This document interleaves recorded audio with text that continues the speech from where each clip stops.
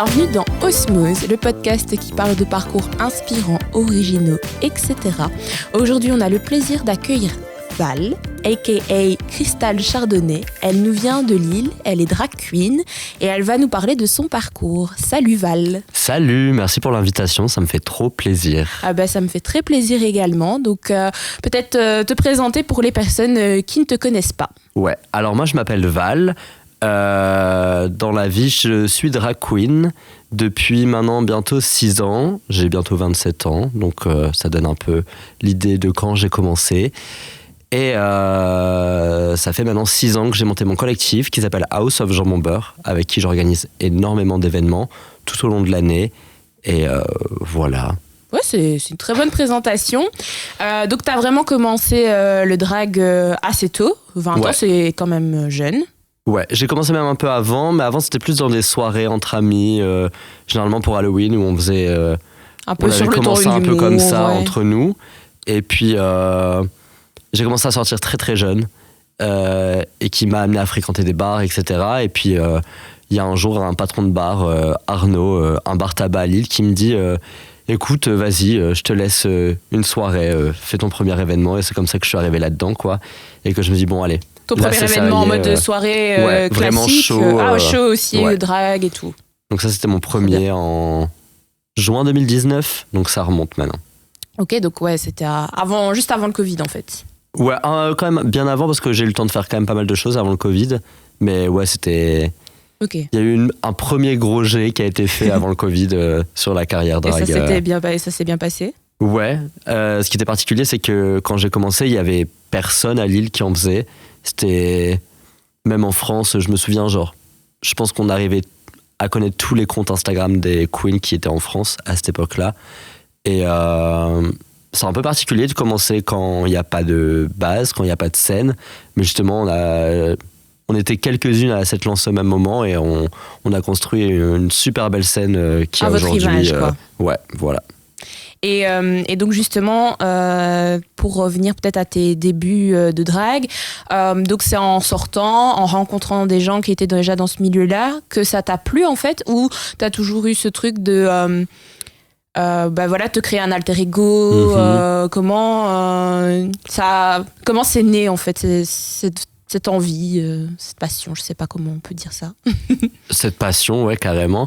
Je pense que le drag, j'ai un peu du mal à me souvenir de quand j'ai découvert ça. Bon, évidemment, il y a RuPaul's Drag Race que je regardais à mais c'est venu à cette plus tard époque. quand même, c'est plus récent. Mais c'est venu, ouais, c'est assez récent, mais... dans la culture, j'ai été fan de Lady Gaga depuis très jeune. J'ai vu des films comme Priscilla Folle du désert. J'étais très fan du Rocky Horror Picture Show aussi. Et c'est tout des films ou des séries ou dans des clips où il y a des personnages qui sont très drag au final, même si on ne mettait pas forcément le nom dessus. Qui très m'ont inspiré de beaucoup ce monde-là, ouais. en fait, ouais. Et c'est venu petit à petit de jouer aussi avec le genre, de vouloir me découvrir moi-même, etc., de me poser des questions. Et tout ça, c'était un mélange. Et puis après, oui, avec les soirées, l'envie de performer sur scène aussi, oui. Qui est née, quoi. Donc, Et justement, comment, peut-être pour les personnes qui sont pas très au fait de ce monde-là, pour toi, en tes mots, c'est quoi le drag? C'est quoi une drag queen? Le drag, c'est déjà un mot très générique parce qu'on peut être drag queen, drag king, drag queer, créature. C'est vraiment un univers qui est très vaste. C'est pas assigné à être une drag queen, quoi. Ça peut être féminin, comme ça peut être... Ça dépend de quel code on veut jouer. Okay. Genre moi, personnellement, je joue avec des codes du genre féminin. Ok. Des fois beaucoup plus androgyne aussi. Mais... le drag, c'est plutôt genre un art qui va jouer avec les codes et essayer de raconter un message. Et c'est aussi un art politique, ça va de soi, par rapport à ce qu'on fait. Et justement, on met en exergue plein de choses, plein de codes que la société donne. Ouais, justement, vraiment ce truc de... un peu se moquer des codes des genres qu'on assigne à la naissance, que ce qui est féminin n'est pas exclusivement pour les femmes, je veux Totalement, dire, ouais. assignées à la naissance, enfin cisgenre en tout cas. Donc c'est vraiment tout ça, quoi. C'est vraiment Oui, le c'est fait vraiment de jouer avec les codes, pas les de normes de genre. règles, vous c'est créer un monde finalement Ouais. assez beau. Beau et très ouvert aussi.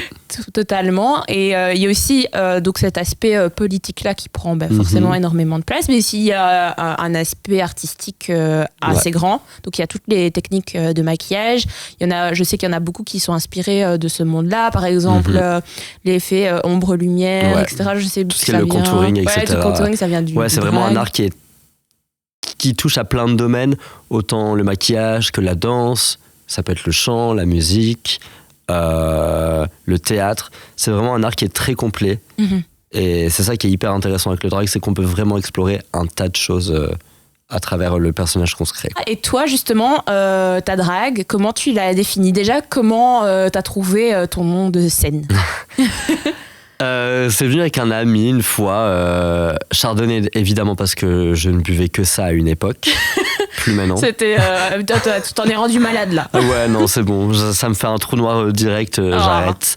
Chardonnay, c'est juste le nom maintenant. Et Cristal, je sais plus trop de comment c'est venu, mais quand j'y pense, il y a plein d'icônes qui s'appellent Cristal dans la scène queer ou dans. Oui, c'est vrai. Dans le cinéma, on peut penser à.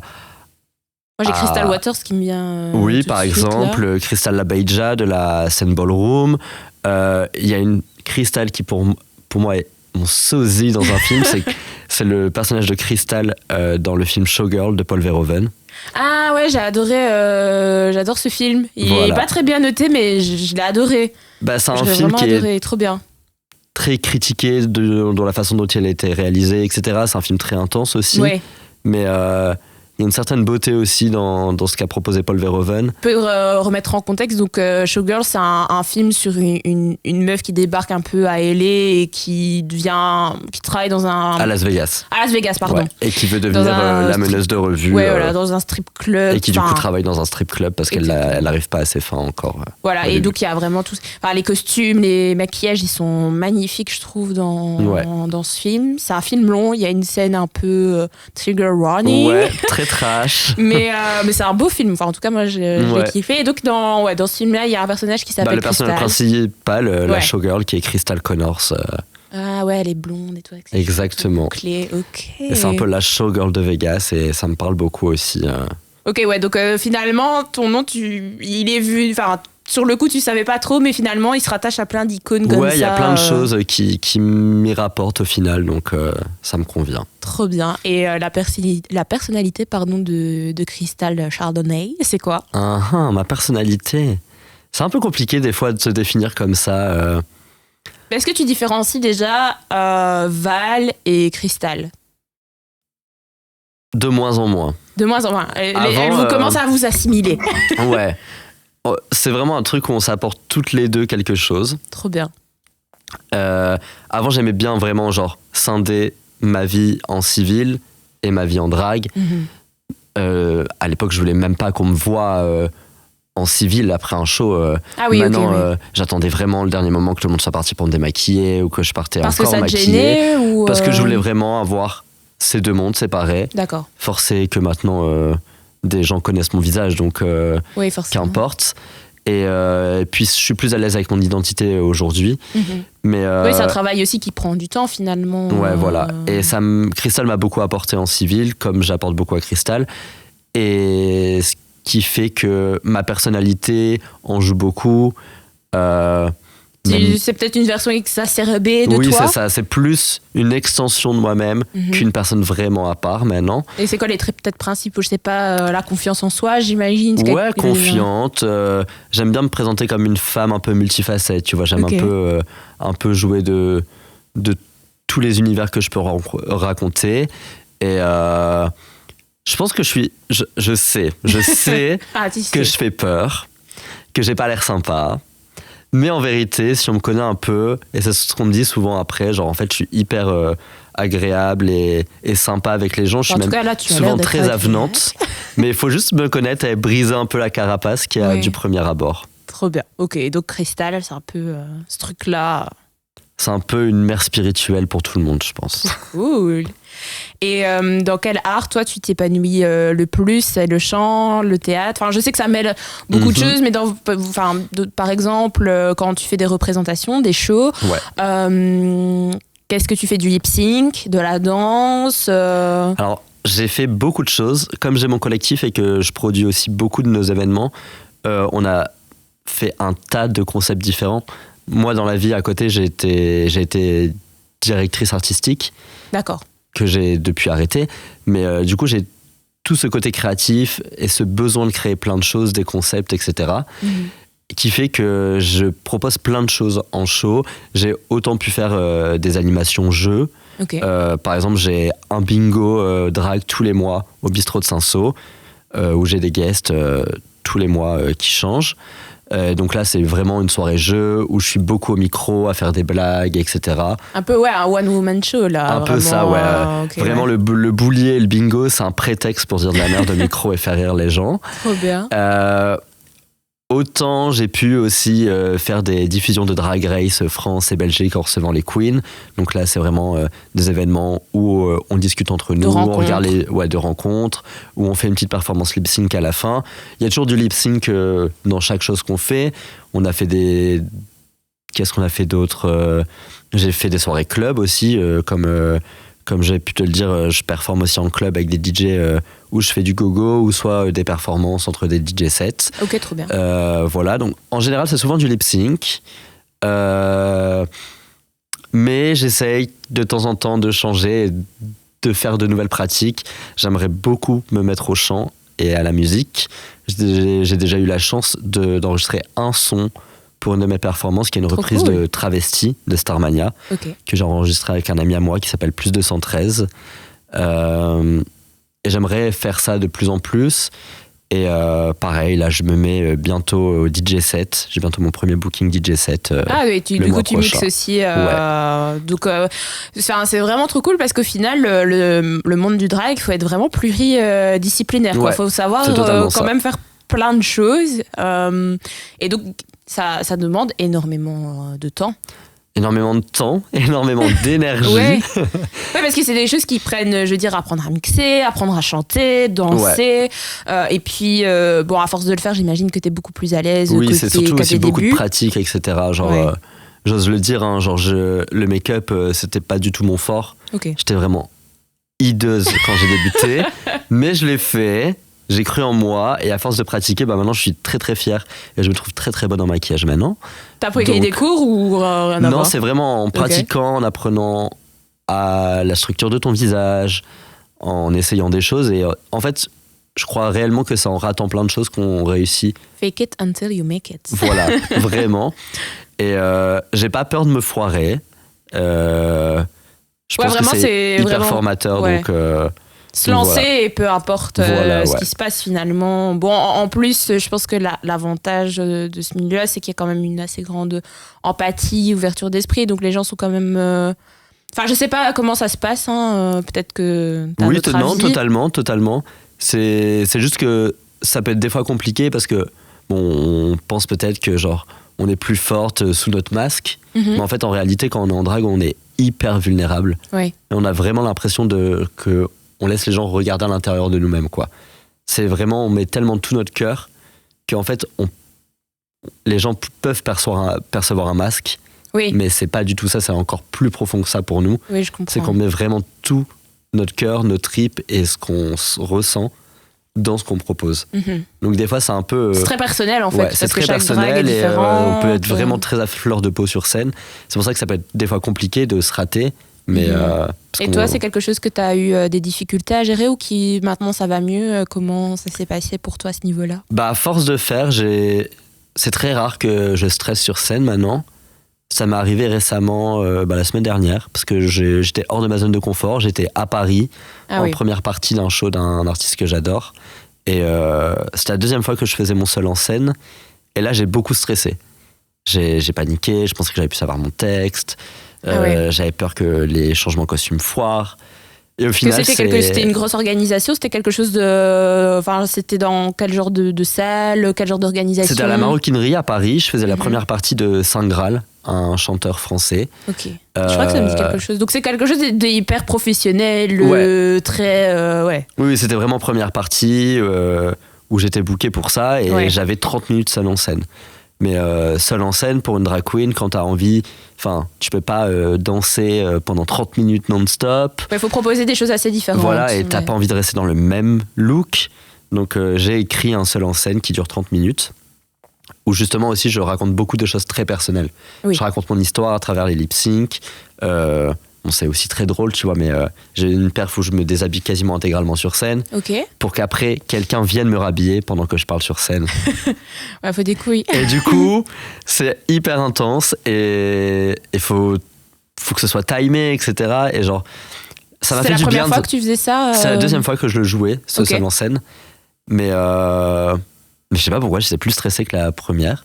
Et finalement, elle s'est encore mieux passée que la première fois. Et genre, c'était exceptionnel. Trop bien. Et maintenant, je suis trop contente de me dire que j'ai aussi un seul en scène de 30 minutes. Oui, en fait, à chaque fois, tu te professionnalises, tu proposes des choses encore plus concrètes et sérieuses. Et finalement, tu t'épanouis encore plus dans ton boulot. Et d'ailleurs, je me demandais, drag queen, c'est ton boulot à plein temps ou C'est pas mon boulot à plein temps. Comme je disais avant, j'étais directrice artistique d'une marque où ça me prenait beaucoup trop de temps et d'énergie. Ça va faire 1 an et demi maintenant que j'ai arrêté, je pense.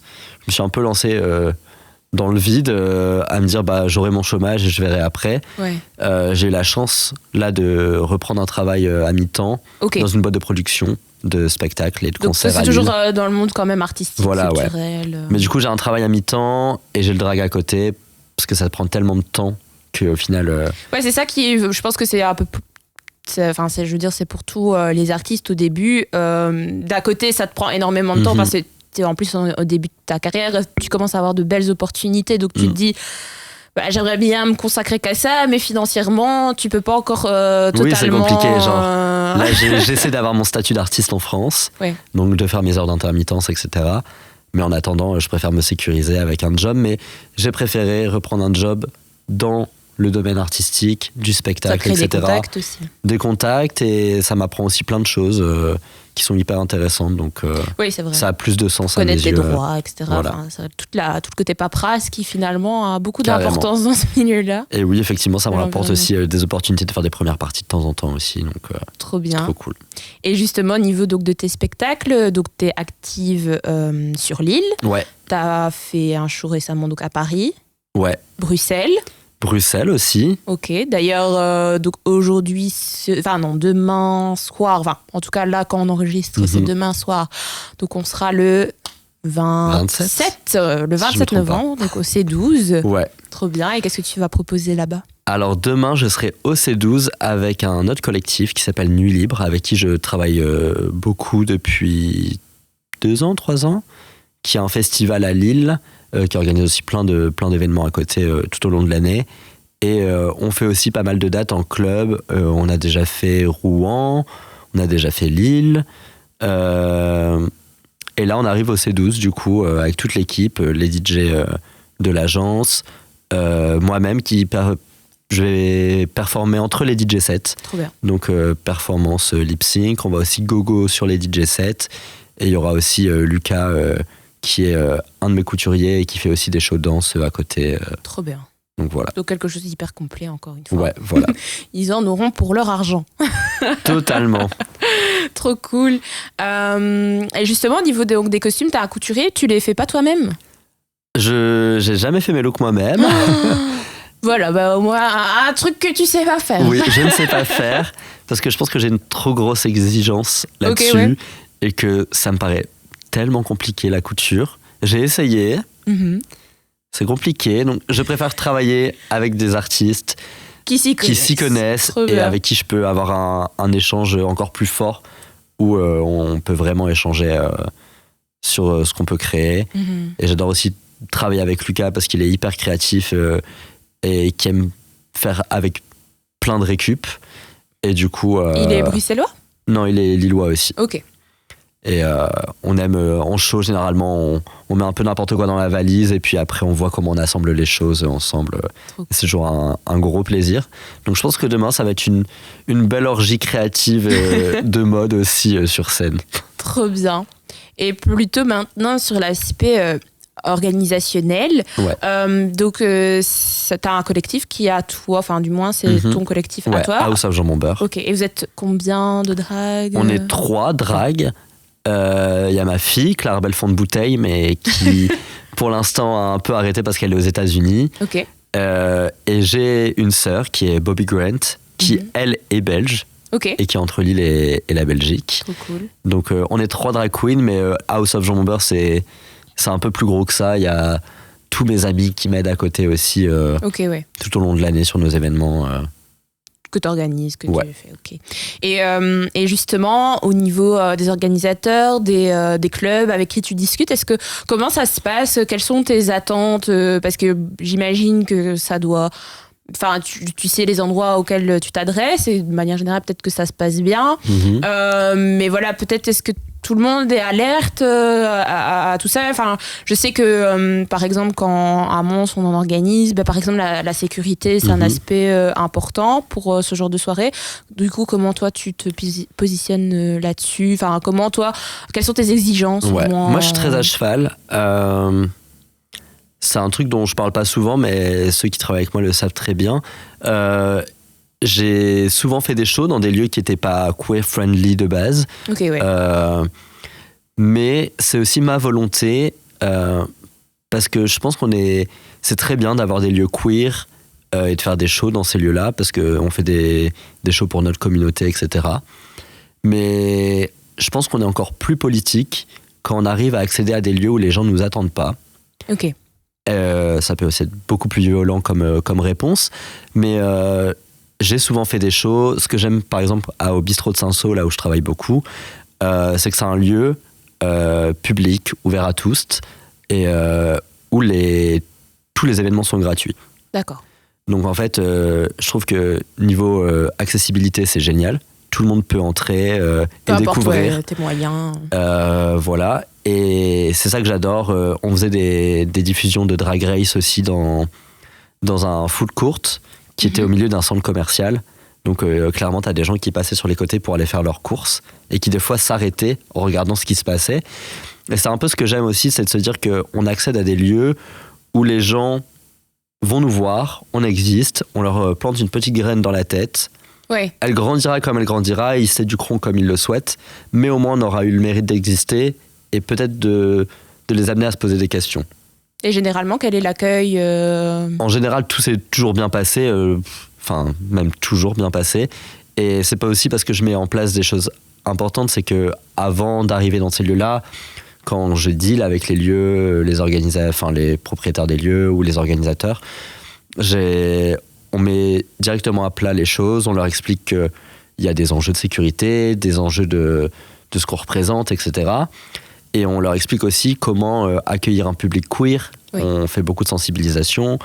J'ai une charte éthique que j'envoie et que je fais signer à tous les lieux avec qui je travaille, des lieux qui ne sont pas queer, et justement qui permet aussi à eux de se rendre compte peut-être de choses qui ne se rendaient pas compte, ou qui ne mettaient pas en place. C'est tout bête, mais genre dans la vente, il y a beaucoup ce monsieur, madame. Oui. Et j'aime quand j'arrive à le faire perdre à des lieux qui ont trop l'habitude. Ok, ouais. Parce que, en fait, un public queer, t'as pas besoin de genrer quelqu'un pour prendre une commande ou quoi que ce soit. Donc, c'est toutes des choses que j'aime mettre en place le mieux possible. Je sais que c'est pas tout rose et que c'est pas si facile pour tout le monde. Mais au moins, t'arrives à... Enfin, en tout cas, je trouve que ce que tu soulèves est hyper intéressant. Dans le sens où, comme tu dis, t'as pas envie de forcément aller dans des endroits qui vous sont réservés, mais tu vas aussi dans des endroits qui ne sont pas réservés à la communauté. D'une part, parce que c'est clair, niveau fierté, de pouvoir dire j'ai un peu brisé ce plafond de verre, finalement, c'est hyper cool. Mais aussi, d'un autre côté, vous existez au-delà de votre cercle. Enfin, parce que c'est vrai que si on reste tous toujours entre nous, peut-être, on peut pas. Enfin, c'est difficile d'en vouloir peut-être à quelqu'un de ne pas connaître ce monde-là si peut-être on ne propose pas ce genre d'activité. Non, mais totalement. Moi, c'est ce que j'aime aussi, c'est vraiment aller à la rencontre de personnes qui n'ont pas l'habitude. Je pense à rien que cette semaine, avant-hier, j'étais sur la scène du Zénith de Lille pour les 30 ans, où on dansait sur un DJ set. Et avec les filles, à un moment, on s'est dit, vas-y, on va quand même aller en fosse et tout, voir un peu. Et là, un amas de monde qui nous a couru dessus pour prendre des photos, etc. Bien. Et en fait, c'est là où je me dis, ok, genre, ces gens-là n'ont pas l'habitude de voir ça. Ils sont quand même contents d'avoir découvert ça ce soir. Ils ont pris leurs photos, ils seront contents, ils la partageront. Peut-être qu'il y a des gens qui posteront juste pour se foutre de notre gueule, peut-être. Et tant pis pour eux, quoi. Mais je pense que c'est en faisant ça et en se rendant visible et en passant des bons moments avec des gens que ça peut les faire évoluer. Trop bien. Bah, c'est un point de vue que je trouve on n'a pas toujours l'habitude d'entendre et je trouve ça cool. En tout cas, si tu arrives à mettre les choses en place et que ça se passe bien, franchement, let's go. Ça s'est toujours bien passé. J'ai jamais eu trop de mauvaises surprises. Trop bien. Et justement, on parlait tout à l'heure des émissions Drag Race. En France et en Belgique, ça a débarqué. Enfin, en Belgique, je pense qu'ils sont à leur troisième saison. Deuxième saison, donc c'est très récent. En France, on est à 3 saisons et on vient d'annoncer la saison All Stars. Ok, donc c'est assez récent. Est-ce que tu vois un avant-après dans nos paysages Drag Race? Ouais. Il y a eu un gros changement. Au niveau de l'accueil du public Déjà, en termes d'opportunités, D'accord. C'est sûr que l'émission apporte une visibilité qu'il n'y avait pas avant et où tout le monde veut du drag maintenant, ça se développe de plus en plus. Donc c'est là aussi où il faut faire attention à ces valeurs aussi, je pense. Il ne faut pas que non plus tout le monde, prenne ça comme un truc, comme un investissement et qu'on le fasse un peu n'importe comment et qu'on mette pas que ce soit pas cadré, quoi. C'est un peu le risque. Mais ça apporte plus d'opportunités de travail pour tout le monde. Trop bien. Et donc ça, c'est cool. Et ça a aussi apporté beaucoup plus de public. Ça, c'est certain. Mais un public qui est aussi très différent. Un public qui est très portrait Drag Race. Et moi, ce que j'aime leur dire généralement, c'est que ce que tu vois à la télé, c'est pas ce que tu peux voir forcément à côté de chez toi. Enfin, les filles, elles vont dans l'émission en dépensant une fortune. Nous, c'est pas la même économie d'échelle de ce qu'on peut injecter dans notre drag au quotidien. Donc forcément, c'est over the top. C'est spectaculaire. Mais c'est parce qu'elles partent pour une émission et qu'elles s'en donnent les moyens. Donc on peut pas avoir la même attente de ces personnes qui ont fait l'émission que des queens à côté de chez toi, quoi. Tout à fait. Donc voilà. Donc ça, c'est un peu la nuance que j'essaye d'expliquer de temps en temps. Mais le public a grossi d'une manière oufissime. Et il y a des habitudes qui ont changé aussi. Je le vois sur mes bingos. Par exemple, avant, on avait des DJ sets à la fin qu'on a dû retirer parce qu'en fait, les gens n'étaient plus là pour danser. Et les gens, à la fin du bingo, faisaient la queue pour faire des photos. Ah, ils étaient vraiment là que pour vous. Ouais, voilà. Donc à la fin, c'était un peu meet and greet. On est là, on fait des photos. Donc un petit meet-up. C'est très différent de ce qui se passait avant. C'est aussi très particulier. Mais donc, même pour vous, dans l'approche... avec le public, c'est différent parce que peut-être qu'avant, s'il y avait que les représentations, peut-être que tu étais moins amené à parler avec le public, que là, il y a vraiment ce truc de... les gens, ils viennent un peu te voir comme une star, quoi, genre pour faire des photos. Ça demande aussi une énergie, j'imagine, supplémentaire. Ouais, c'est une énergie très particulière. Hein. J'en parle souvent aussi avec les gens qui m'entourent. Moi, j'ai un peu de mal avec ça. C'est très énergivore. Ouais. Et les gens te donnent beaucoup d'amour, mais il y a aussi ce truc où tu demandes le prénom, mais tu sais que 2 minutes après tu l'auras oublié, etc. Et moi j'ai du mal avec cette fausseté, et c'est un peu ce truc qui me fait mal au cœur de temps en temps par rapport à ce qu'il y avait avant. C'est que mon public d'avant, j'avais l'impression de voir tout le monde et de les connaître. Il y en a plein qui sont devenus des potes depuis et que j'apprécie revoir. Et puis il y a des gens qui apparaissent comme ça et genre... au fur et à mesure, quand ils viennent souvent, j'arrive en général à me rappeler des noms de certaines personnes et tout, et à me rapprocher de certaines personnes. Mais il y a aussi ce truc très dommage de me dire, en fait, les gens sont là, mais tu peux pas vraiment en profiter non plus. Après, si tu commences à prendre, aller en puissance, je vais dire, mais que tu deviens vraiment connu et que tu peux en vivre, enfin, je veux dire, ça fait partie du jeu. C'est le jeu, oui. De plus c'est connaître chaque personne. Et quelque part, c'est bon signe. C'est que tu as réussi et que finalement, on vient vraiment pour toi. Oui, et totalement. Peu importe qu'on te connaisse ou pas, en fait. Totalement, mais c'est plus le fait que ce soit vraiment énergivore et que... Au début, ça doit être compliqué, j'imagine. C'est très superficiel au final. Oui. Surtout que, comme tu dis, vous donnez beaucoup d'énergie et c'est très personnel finalement. Mais c'est toujours adorable aussi quand même de les voir venir faire des photos et d'avoir les petits mots de chacune. Et justement, est-ce que tu as un bon souvenir? Je sais que cet été, tu es passé par Dour Festival. Ouais. Quel est-ce que souvenir. Tu peux nous en parler? Cet été, j'ai un peu fait la tournée des festivals. Avec un groupe? Avec 2 artistes et moi-même en mon nom. On avait commencé, si je me trompe pas... je sais plus dans quel ordre j'ai fait. Bon, je vais faire dans l'ordre dont je me rappelle. On était bookés avec mon collectif aux Nuits Secrètes, dans le nord de la France. Ah oui. Donc ça, c'était un super festival. Ensuite, j'ai fait les Ardentes avec une artiste qui s'appelle Kalika. Ah, t'as fait les Ardentes? Ouais. Trop cool. C'est vrai que les Ardentes, c'est pas du tout le festival où j'imaginerais des dragues. Et finalement... C'est un peu la discussion que j'avais eue avec Kalika, c'est que en fait, elle partait aux Ardentes, moi j'étais sur Bruxelles, et au début elle était en mode non, vas-y, c'est peut-être un peu trop chaud et tout, parce que elle a le souvenir d'avoir été aux Ardentes et d'avoir eu un public pas très safe en termes d'accueil pour une artiste féminine. C'est très masculin déjà. Ouais, voilà. Donc, et désolé les mecs. C'est la vérité.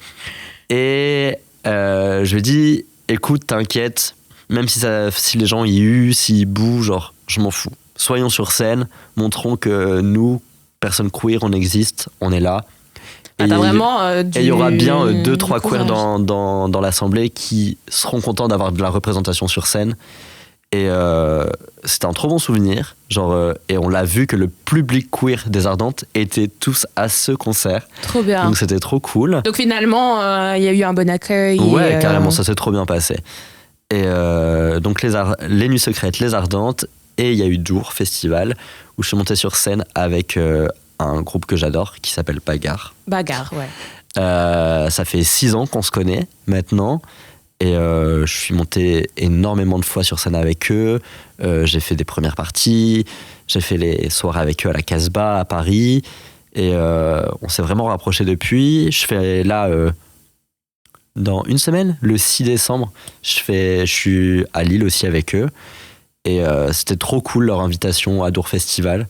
Moi, Dour, c'est un festival que je fais depuis 3-4 ans maintenant. Trop cool. Et je les avais vus à Dour, 4 ans auparavant, à cette même scène. Ah, t'as vraiment manifesté. Donc j'ai vraiment fait le full circle moment. Je serai là et tu l'as fait trop bien. Bah, félicitations. Et c'était trop cool. Il y avait tous mes amis, il y avait mon père qui était là, dans la fosse.